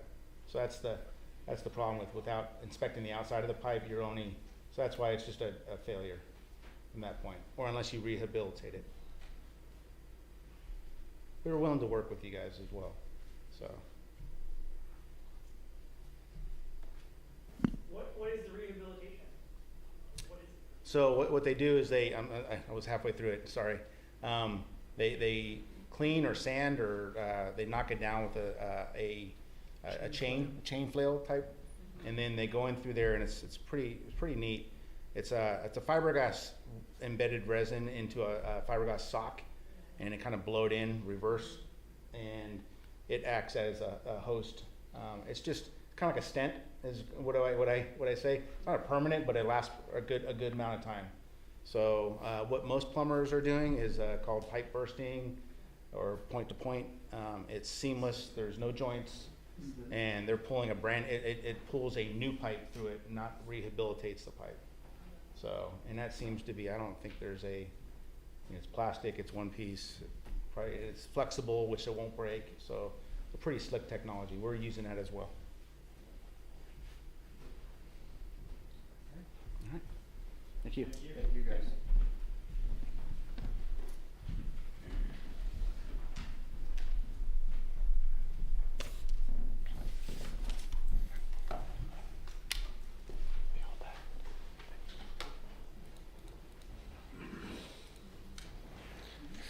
So to wrap us up, I'm just going to be going over a couple of administrative process items for our planning and building department, including submittal pathways and ways that you can check your project status online. So like Evan and Jamel have showed off earlier, this is our city website, and we have done a number of improvements on here to try and make it easier and quicker to submit online. We are no longer taking physical plan submissions at the planning and building front counter, and we haven't since we came back from COVID. So we either require that they be submitted online or be provided in a thumb drive or emailed in, whatever it may be. But we're trying to make our online portal the one-stop shop for individuals to submit through this permit online. In order to access that, if you go up to this top right-hand corner, this bar up here, and it says, I want to, and you can submit a payment, schedule inspection, or pay fees. Up here, we have all of our permit submission and application types on here. So we have building, planning, encroachment, and tree or forestry permits. So on here, you can submit and apply. It asks for you to upload information, documents, site plans, whatever you may have. There is, however, a restriction on your file upload size of 25 megabytes per file. If you can break down those files into individual files, send your plans in two parts or multiples, or additionally, when they can't be uploaded here, the city will reach out and say, hey, we didn't get your plans. We'll make a request for them and get those online through most likely a Google Drive link. So this is really where we're trying to encourage individuals to go through. The form, to give you an example, is all text fillable. There's a number of required fields that are, I'm not sure if you can see it, but indicated by a red asterisk. So just make sure your application is as complete as possible. The more complete this is, with the more information that we have, the more detail you can throw on here, the easier it's going to be for us to know what you're applying for, know your project, and be able to review it in a quick manner. Yes? The difference is there's no owner signature, like on this and the planning one. I've been still turning in the hand-printed one. Do you want that? Yes, so we do have a requirement here in the city that for all of our applications, we require that not only the applicant, who's the either architect or contractor, sign it, but the homeowner sign on this. And that is the homeowner saying, yes, I give these individuals permission to be the applicant or contractor for my project, whatever it may be. Yes, we do still require it. We do reach out for it if it's not provided as an upload for this. So if you're providing it at the start, that's great. But if not, we'll request that from you before we can review the permit. So again, please feel free, include as much information as possible. We really, really, really enjoy it when people give us more information than less. That is the standard formatting to submit for either a planning, building, forestry, encroachment, all that can be found here. One of the things that we are looking to improve is our status update and our communications with individuals. There's a number of times where you submit your project and you think it goes into a black hole. You have no idea where it's at. It's in review, our planning or building staff are processing it, and you check in for a status update. What you can do through our website here is you can do this building permit search. When you submit for a building permit or planning permit similar online, you will be assigned a permit number online, or you'll be provided one and it'll be emailed to you if you submit in person. What you can do once you have your building permit number is that you can come in here and search by it. So I'm just going to type in an example here. And you can search, you can search by this either by the permit number or the parcel number or the permit identifier. So that information is all given to you by staff here, or if it's submitted online, you get one automatically. And you can do a number of things on here. This is an example permit, test permit, so you're not going to see a whole lot, but it does give you some information into the information that we make available here on our website. So when we received it, what its status is, if it's on occupancy type change, if stormwater is required, if your tree inspection meeting has been done. So there's a number of information that you can get on here while the permit's either in review or it's been issued and you're wondering what the status is. So we're really going to be encouraging individuals to come here to check your project status. We're going to be ensuring more information is uploaded onto here so that permits, the individuals can get their identifiers. Yes. Can I still call? Yes, you can absolutely still call. This is not to preclude anybody from calling or coming in or emailing us, but if you're online, you're working, it's just going to be another way that's going to be easy to view your project information. There is some restrictions, we're wanting to make this clear, we're not giving out individuals' personal information, contact information, anything like that on here. This is all going to be just solely related to the project. So again, you can find that on our website if you go, I want to submit a permit, schedule inspection, pay fees, or now review your status. We went over online submissions, and then the last thing I wanted to touch on is the question we get the most is, do I need a permit for this?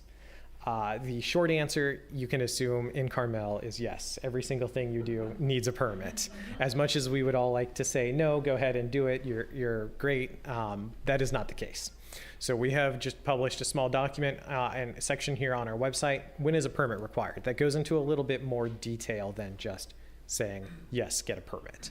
So we want to make sure that there's a clear distinction. While we are the planning and building department, we have multiple divisions in here. We have planning, we have building, and we have code compliance, each their own unique department, despite how much we work closely together. So there's different requirements for a planning permit. Like it says, when is a planning permit required? Almost always. And it provides a little bit of information on that. When is a building permit required? There's actually exact text in the building code and very few exceptions to the requirements for a building permit. However, some brief information is given. And then a couple of information and examples on common construction types that we see, whether it's deck, stairs, or railings, stormwater repair, landscape changes, ADU. There's information on there that speaks generally to these project types and includes some embedded and hyperlinked handouts.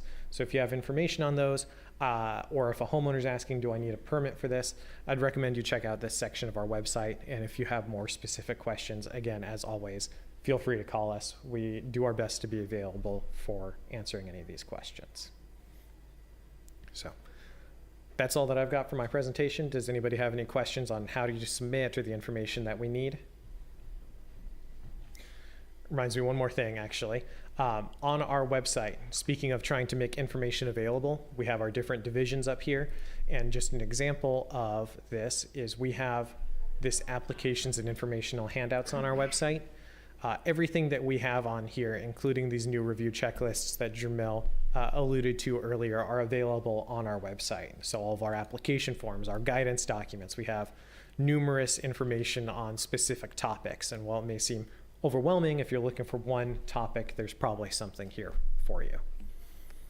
In regards to the owner's signature on the applications, would you accept an agent declaration form? So our code says that if the individual, or excuse me, if the property owner or the representative of the property owner is legal signing authority, then we can accept it. So if they say, yeah, Brittany or whomever can submit for my permits, yes, we'll accept that. And our owner affidavit form, which we have on our website, says they give you a couple boxes you can check. So planning, building, or forestry, and they can check all three and say, hey, you've got my permission to submit for all of these. So you don't have to keep going back to them for their signature.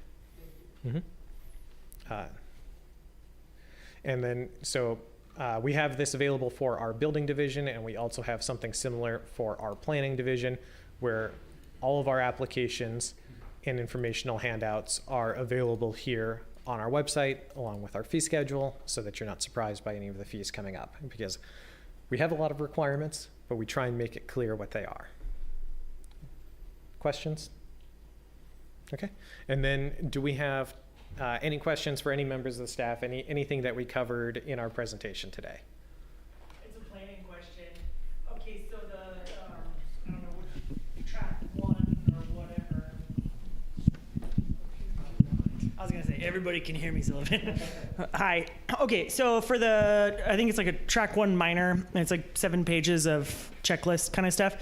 Let's say I'm using my best discretion and I'm like, like half of this does not apply, like shadow elevationing things when it's like it's like door and window changes. Is it up to me to decide, or I got a little hung up on that recently? Like, how much of it do I take seriously before I go, I'm going to use my best judgment? So I want to maybe just chime in before planning does, but on our building checklists, and I think in general, when we have these, if you don't think something applies to you and you're going through these checklists and checking off the boxes, provide a reason or a comment, why it might not apply. Say, for building, if you're not doing any electrical work, you can say, NA does not apply, no electrical work. But I'll let planners speak to it. Okay.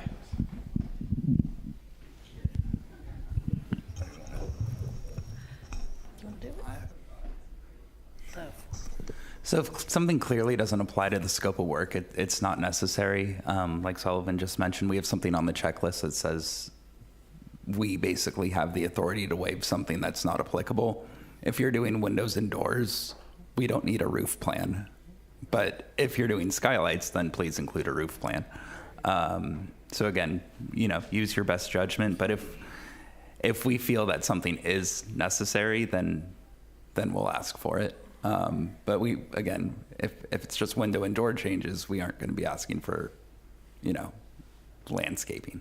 So is that something where I would just do a phone call to make sure and go through it first? Sure. Okay. Yeah.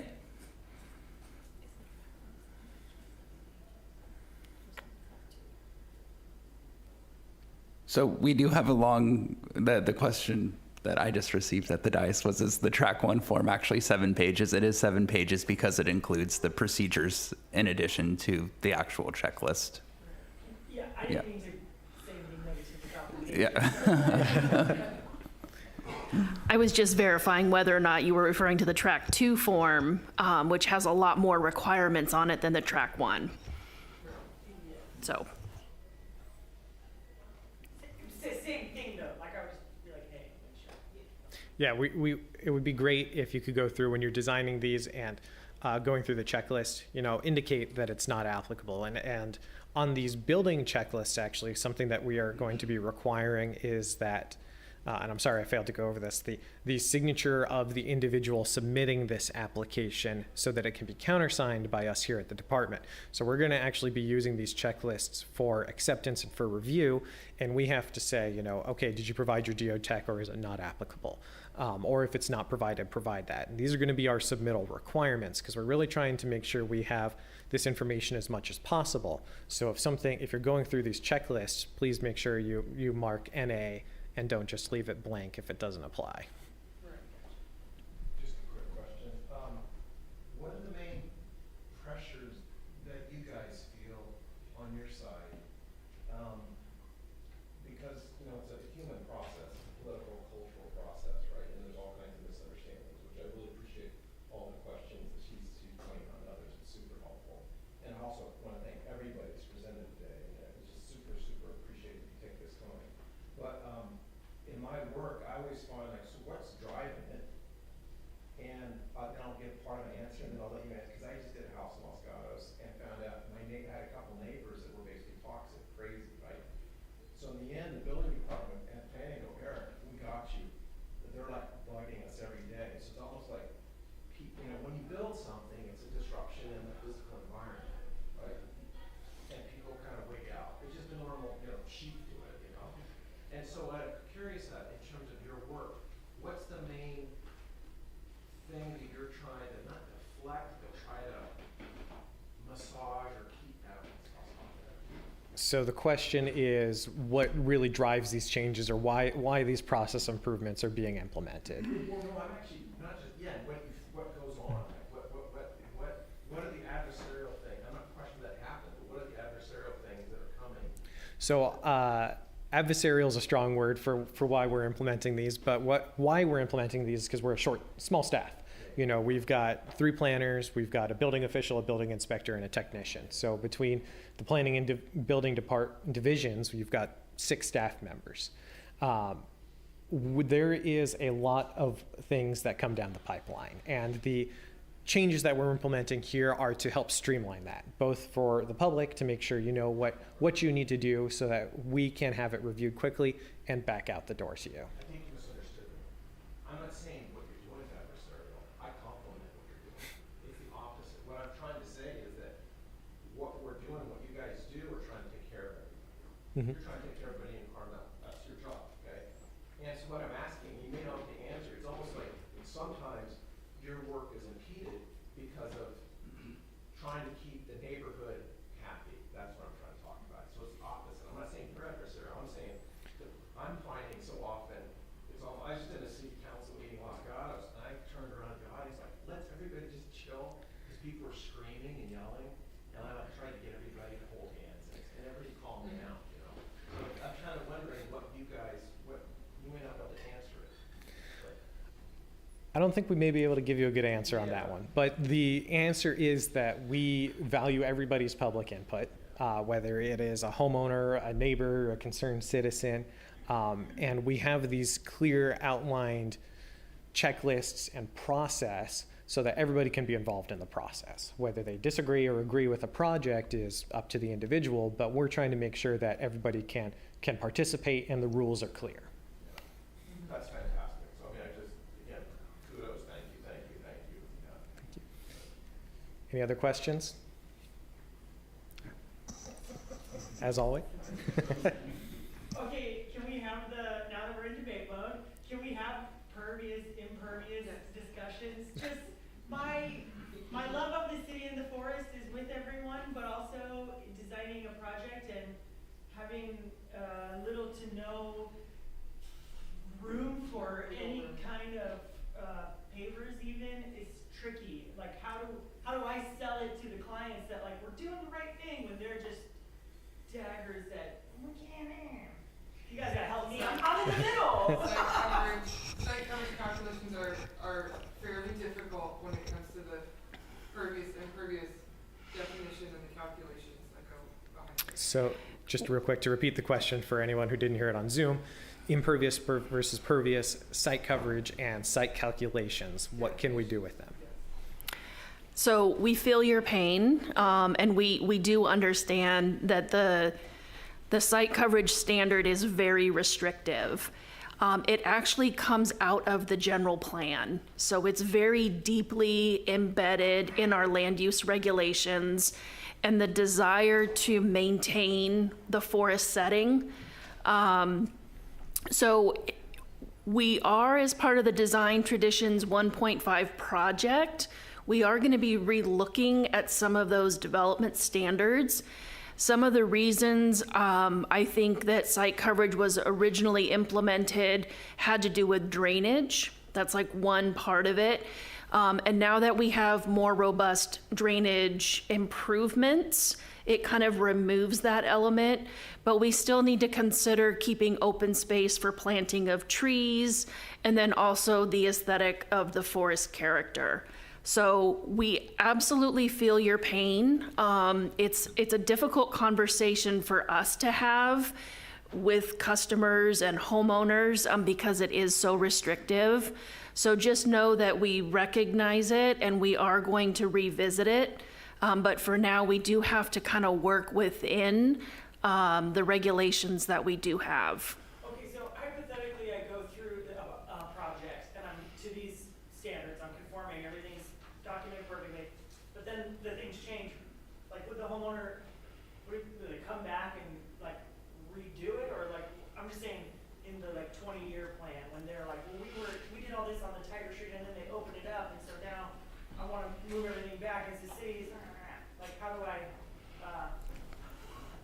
I make everybody happy? That's a tall order for sure. I don't know what the timeline is right now for the regulations to change. We certainly will try to keep you all updated as we move through that process. But I think maybe the good news for the client is that, if there were to be a change, it's likely to be, to their benefit, right? They're going to get more site coverage versus less. I can't imagine that happening at all. So probably not the greatest answer, but we do kind of have to work within kind of what we have. The code recognizes that there are a lot of properties in town that have non-conforming site coverage. And so you can keep what you have for as long as you want. It's when you want to start making changes that it sort of triggers, do we need to bring the site into compliance? So. Yeah, and that's the tricky part, is when it's a repair or something.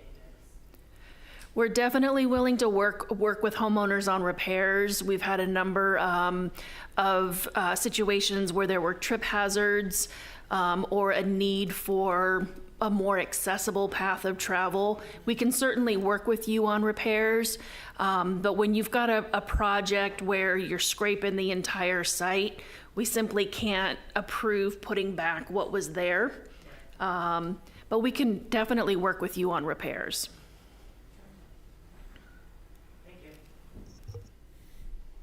All right. That's everything we've got for today. So we appreciate your time, your attendance, and if you've got any other questions, our cards are at the front. Their handouts are still available, and you can find everything on our website as well.